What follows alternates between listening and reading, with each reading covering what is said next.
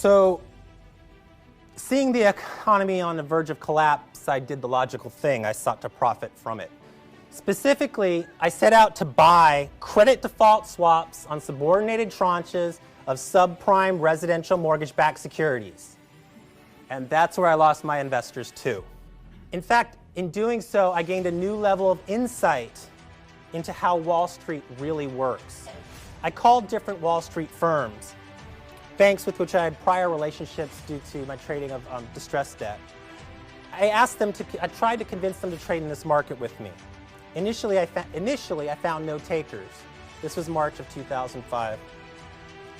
The whole effort was complicated because it was important to me that this security, this instrument that I'd like to use to short the market, would be standardized such that if I bought a credit default swap from one dealer counterparty, I could easily trade that credit default swap to another dealer counterparty. Bespoke, one-off contracts were full of contract and counterparty risk that I would not tolerate. Nevertheless, by May of 2005, standardized contracts were on the cusp of becoming reality. In May of 2005, May 19th of 2005, we agreed to our first trades, shorting the subprime mortgage market with Deutsche Bank. We worked on these soon-to-be standardized contracts a bit, and in the first days of June 2005, the first trades that officially went through. We would ultimately use 9 different Wall Street dealer counterparties. To be clear, Goldman Sachs featured very prominently early on. They were a very anxious crew. To be clear, these credit default swaps that I'm buying would rise in value as mortgages are written off and the value of these tranches fell. Goldman Sachs in the spring of 2007 appeared to us to want to make its trade bigger. They wanted a bigger piece of the big short. A lower price, therefore, would benefit Goldman Sachs, and that's how Wall Street works.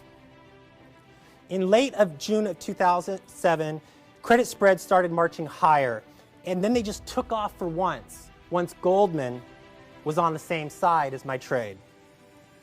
Then it was AIG's turn to complain about Goldman's marks.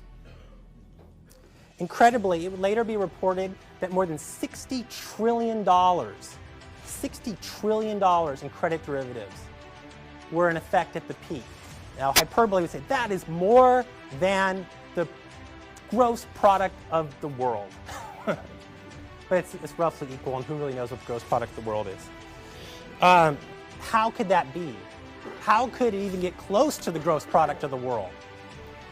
Credit derivatives on an underlying asset could be worth multiple orders of magnitude more than the asset itself is worth, because all asset-backed securities, all asset-backed derivative securities settled in cash, pay as you go.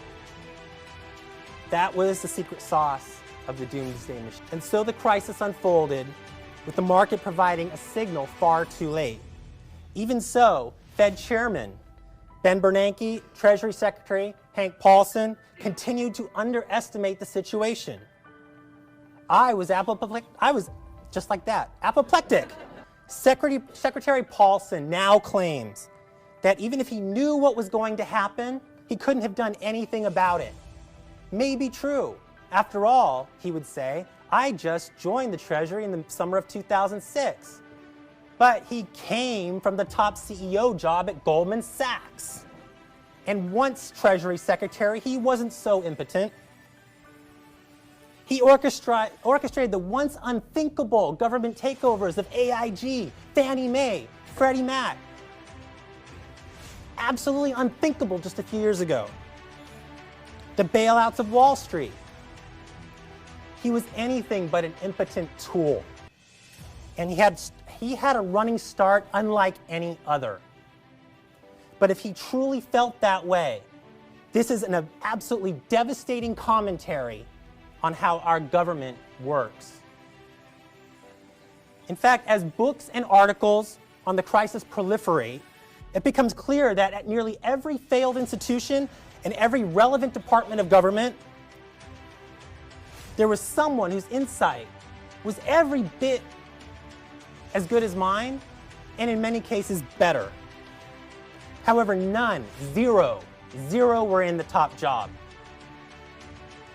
That our CEOs, our governors, our presidents, and our chairmen did not see this coming, did not adequately prepare their constituencies, is an indictment of the manner in which we choose and enable our leaders. But such would not be the conclusions in 2008. Broadly speaking, it's the hedge fund's fault. By the second half of the year, with the government targeting commodity hedge fund managers with punitive subpoenas, the global attack on so-called speculators and evil hedge funds, the nationalizations of Fannie, Freddie, AIG, etc., and their liabilities, very importantly their liabilities, which are now a special purpose vehicle of the government. TARP. I worried about the future of a nation that would refuse to acknowledge the true causes of the crisis. In my view, an historic opportunity was lost. America had instead chosen its poison as its cure, and the second greatest generation would never be born. Today, I expect the U.S. government to attempt to continue easy money policies into the next presidential term, past the meat of the foreclosure crisis, and past the corporate and public refinancing humps that are upcoming. With junk bonds incredibly are again at all-time highs. Quantitative easing seems to be working for now. But this is an invalid validation of what America is doing. This is, in fact, a Pyrrhic gamble.